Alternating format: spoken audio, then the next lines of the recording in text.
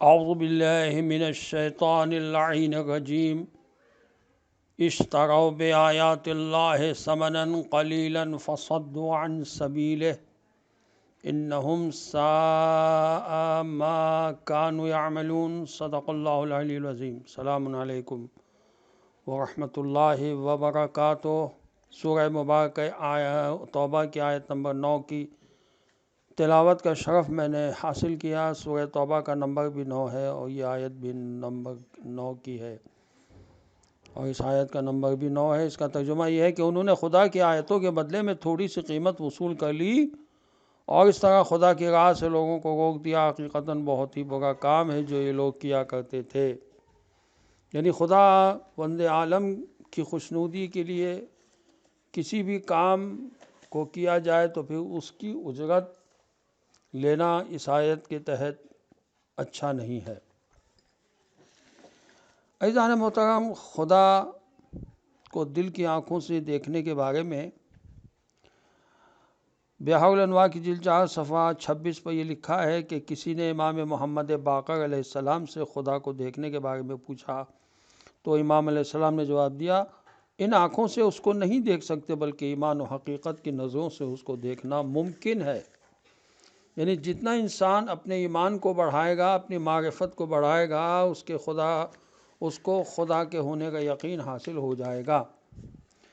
فطرت سے مراد یہ ہے کہ ہر آدمی اپنی خلقت کے ساتھ اپنے خالق کی معرفت رکھتا ہے جس کے حاصل کرنے کی ضرورت نہیں پڑتی۔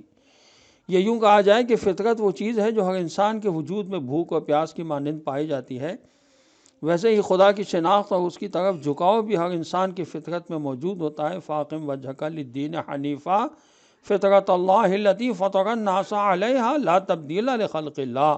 سورہ مبارکہ روم جس کا نمبر بھی 30 ہے اور اس آیت کا نمبر بھی 30 ہے، ارشاد ہوتا ہے کہ آپ اپنے چہرے کو خالص دین کی طرف رکھیں۔ یہ دین وہ فطرت الہی ہے کہ جس پر خدا نے انسانوں کو خلق کیا ہے، اور خدا کے قانون تخلیق میں کسی قسم کی تبدیلی ممکن نہیں ہے۔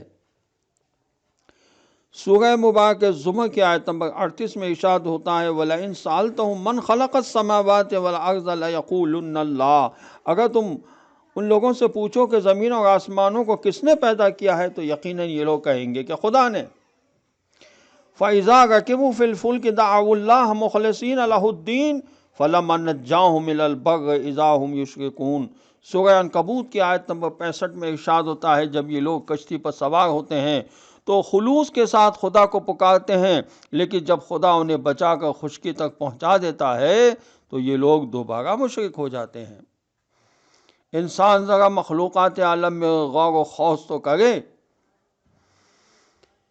ارشاد الہی سورہ آل عمران کی آیت نمبر 190 اور 191 میں ہوتا ہے کہ ان فی خلق السماوات والارض واختلاف اللیل والنہار لآیات لأولی الالباب الذین یذکرون اللہ قیاما وقعودا وعلی جنوبہم ویتفکرون فی خلق السماوات والارض ربنا ما خلقت ھذا باطلا سبحانک فقنا عذاب النار۔ بے شک آسمان و زمین اور شب و روز کی آمد و رفت میں صاحبان عقل کے لیے نشانیاں ہیں۔ یہ لوگ جو قیام و قعود اور لیٹنے کی حالت میں زمین و آسمان کی خلقت میں غور و فکر کرتے ہیں اور کہتے ہیں کہ خدایا تو نے ان سب کو بیکار پیدا نہیں کیا اور تیری ذات تو پاک و منزہ ہے، پس ہمیں عذاب جہنم سے محفوظ فرما۔